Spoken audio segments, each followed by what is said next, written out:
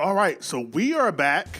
I just got done listening to Mr. Bad Guy, Freddie Mercury's only solo project, and I absolutely loved it. And I've been trying. My number one question I asked at the end of my album reaction is how come the album doesn't seem like it's talked about or was perceived well because it didn't sell a lot. And so I've looked up a few different articles that might be able to explain how people were feeling or how people feel about the album. So the first one, I went to Reddit, a post made 3 years ago about what do you think about the album Mr. Bad Guy? And so let's see what people say. I really like it. It was a fun album. In essence, it's a very entertaining album, a lot of good vibes there, and one can clearly hear the guy was enjoying it, being very productive. Freddie sings his heart out, actually probably better than any other album. The songs are catchy. There are some beautiful melodies.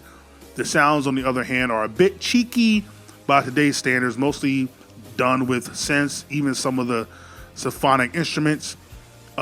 This is what I went to. This is what I was talking about in my at the end of my reaction of does the original sound any different than the updated version? The original version, in my honest opinion, still better than a recent version with updated arrangements, which have nothing to do with Freddie's vision, although the producers may claim otherwise. Unfortunately, the original version isn't available anymore. Even the Spotify has a new one. So that's what I was wondering, which might also explain why it wasn't. Well, no, because he said the original was better than the updated version. So, here we go. As talented as Freddie was, to be honest, it does show why all four are needed for Queen. I remember one of the documentaries mentioned that as well. I Was Born to Love You is probably I Was Born to Love is probably the one song that felt like a Queen song.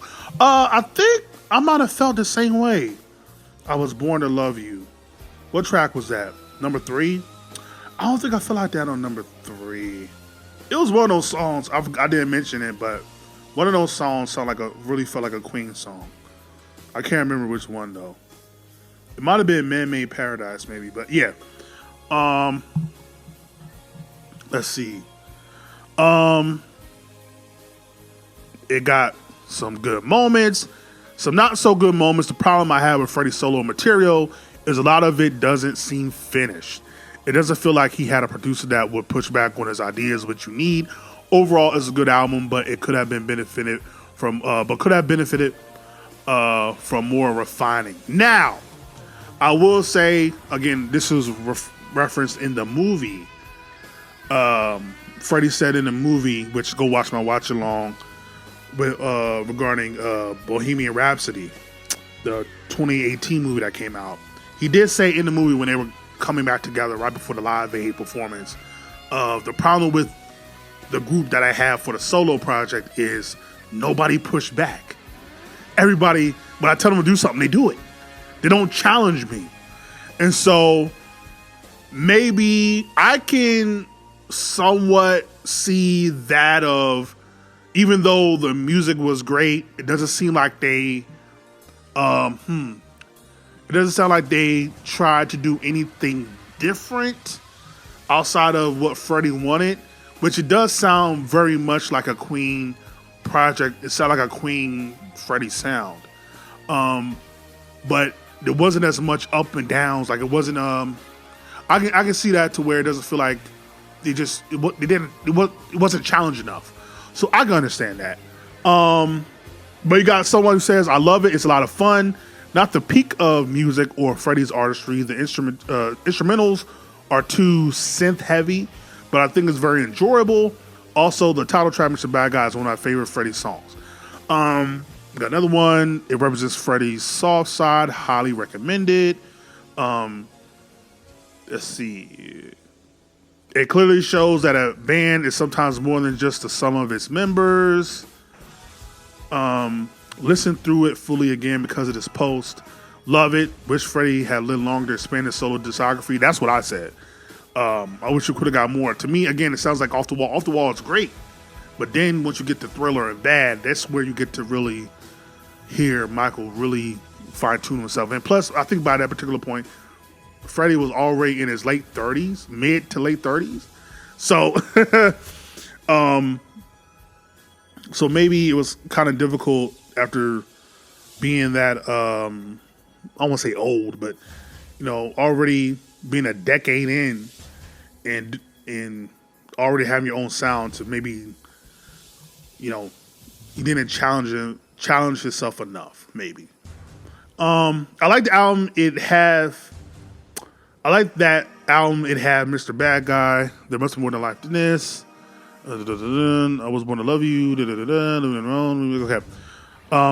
Oh, here we go. I really don't like it. Sorry. Some people say Freddie is Queen when they say that Brian and Roger should stop performing, but this album proves that Queen is more than just Freddie. Yes, Freddie was the best singer ever, but he needed his bandmates. His solo material is just really not good. I completely disagree, but again, it might be people that were just very, very much Queen fans and weren't a fan of Freddie going solo. That could also be the situation.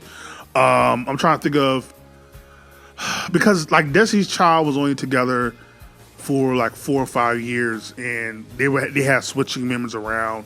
Jackson 5, I think people were anticipating Michael's solo career.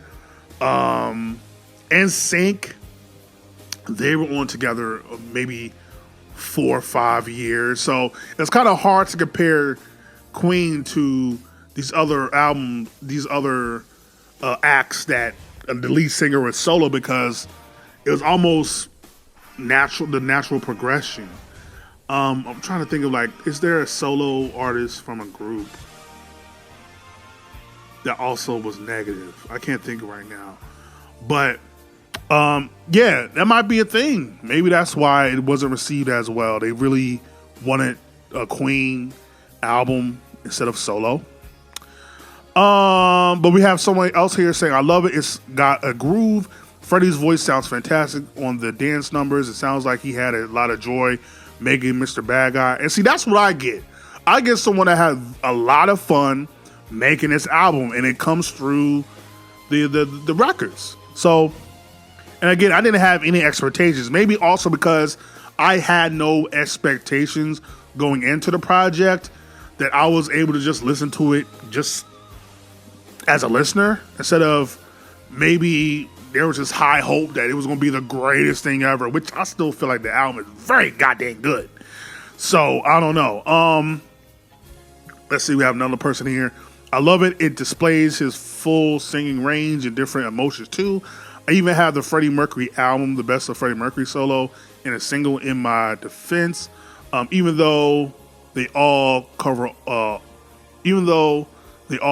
cross over with it, I just love different mixes, masters, versions, and would buy up anything labeled differently to see if there was anything changed. It's fantastic, and Freddie was so proud of it. Loved the songs. Let's Go Chasing Rainbows in the Sky. I love it. I think it's a stronger album overall than The Works. Also better than either of Brian's albums, and better than a few Rogers albums. If you like the album's tracks, dug up the extended remix, dance remix versions of the songs. Those are, in my opinion, almost universally better. It's decent. It surprisingly holds up pretty well. Freddie wanted to show his pop side, and vocally really strong. The special edition, in my opinion, is a bit better. I think my favorite is Man-Made Paradise. So, what's funny about reading all these? Let me read this last one, then I'll get out of here.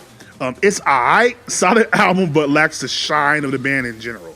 Okay, a very polarizing album for sure.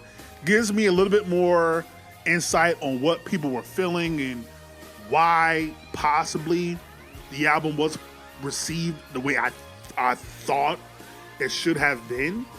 Again, these are just a few opinions. Again, I would love to know your opinion in regards to the album. Why, if you love it, hate it, I highly doubt. Like, again, to me, I highly doubt anybody could truly dislike this album. But if you do, let me know why, or if you feel like it was average or mid, let me know why. I would love to know your opinion, and why you feel like it wasn't received the way it should have been. But I was thinking while listening to it, this sounds very disco-like in the mid '80s, which by this particular time I feel like we were moving away. They were moving away from that sound, so that also could be why it wasn't received the way it should have been. I don't know.